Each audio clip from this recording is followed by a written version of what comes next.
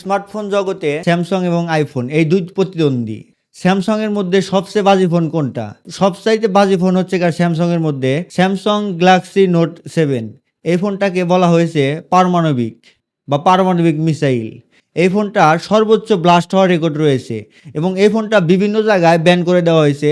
যেমন এই ফোনটা সম্পূর্ণরূপে ব্যান ছিল এয়ারপোর্ট। দ্বিতীয় নাম্বার পজিশনে রয়েছে স্যামসাং গ্যালাক্সি S4। সো এটি রিলিজ হয়েছিল 2013 সালে। সো আমরা আইফোনকে দেখতে পাই প্রত্যেক বছর সেম ডিজাইনের সেম ফোন বাজারে রিলিজ করে মানুষের পকেট হাতিয়ে নিত।